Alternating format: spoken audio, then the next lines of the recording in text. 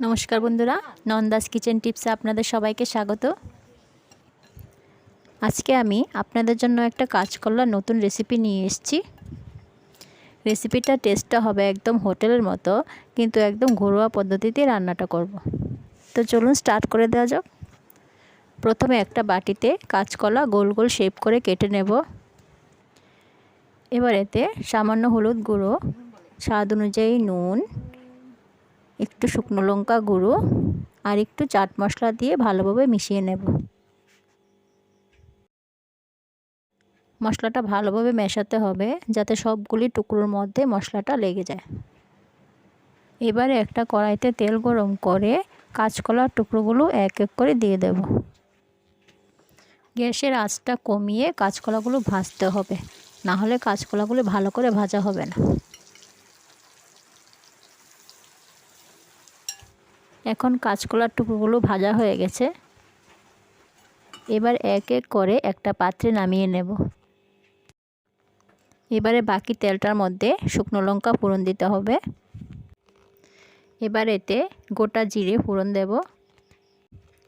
এরপর কয়েকটা চীনাবাদাম ভাজার জন্য দিয়ে দেব। বাদামটা দেওয়ার পর কিছুক্ষণ নেড়েচেড়ে ভাজতে হবে, নাহলে বাদামটার মধ্যে একটা কাঁচা কাঁচা গন্ধ থেকে যাবে। এরপর কয়েকটা রসুনের কোয়া দিয়ে দেব, সাথে একটা মাঝারি সাইজের পেঁয়াজ কুচি। রসুন আর পেঁয়াজটা কিছুক্ষণ ভেজে নিতে হবে। পেঁয়াজ রসুনটা সামান্য ভাজা ভাজা হয়ে গেলে এখানে একটা টমেটো কুচি দিয়ে দেব। টমেটো কুচিটা জল ছাড়া পর্যন্ত ভাজতে হবে। এখন মশলাটা ঠান্ডা হওয়ার জন্য কিছুক্ষণ রেখে দেব।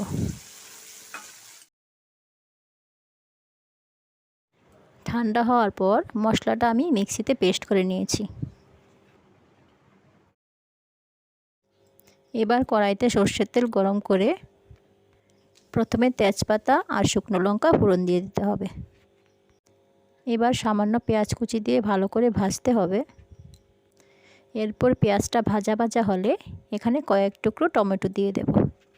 টমেটোর টুকরোগুলো নরম হওয়ার জন্য সামান্য নুন দিয়ে দেব। এরপর এতে সামান্য চিনি দিয়ে দেব, সামান্য হলুদ গুঁড়ো আর সামান্য জিরে গুঁড়ো দিয়ে দেব।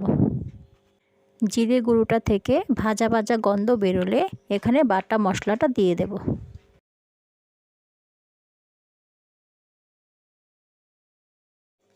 কিছুক্ষণ নাড়াচাড়া করে মিশিয়ে নেওয়ার পর সামান্য জল দিতে হবে। জলটা দেওয়ার পর আবারও কিছুক্ষণ নাড়াচাড়া করে নিতে হবে। মশলা থেকে তেলটা ভেসে উঠেছে এখন।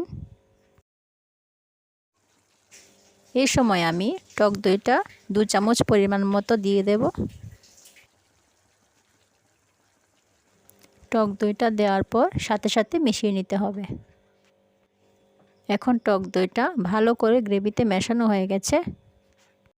দেখুন বন্ধুরা, তেলটা এখন মশলা থেকে ছেড়ে ছেড়ে আসছে, তার মানে গ্রেভিটা আমাদের সাতলানো হয়ে গেছে।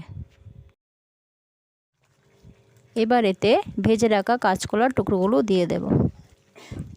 দেওয়ার পর টুকরোগুলো ভালো করে গ্রেভিতে মিশিয়ে নিতে হবে। এবার এতে আবারও সামান্য জল দিয়ে কিছুক্ষণ ঢাকা দিয়ে রাখব। কিছুক্ষণ ঢাকা দিয়ে রাখলে গ্রেভির ফ্লেভারটা কাঁচকলার মধ্যে ঢুকে যাবে। তাতে করে কাঁচকলার টুকরোগুলোও খেতে অসাধারণ লাগবে। এবারে ঢাকনাটা খুলে নিয়েছি।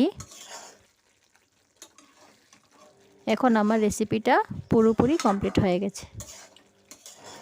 এই রেসিপিটা আপনারা রুটি, পরোটা অথবা ফ্রাইড রাইসের সাথে খেতে পারেন। এবার এতে ফ্লেভারের জন্য সামান্য কসুরি মেথি উপর থেকে ছড়িয়ে দেব। কসুরি মেথি দেওয়ার পর কিছুক্ষণ নাড়াচাড়া করে গ্যাসটা অফ করে ঢাকা দিয়ে রাখব। এবার একটা সার্ভিং প্লেটে আমাদের রেসিপিটা সাজিয়ে নিলাম। আপনাদের এই রেসিপিটা কেমন লাগলো আমাকে অবশ্যই কমেন্টে জানাবেন।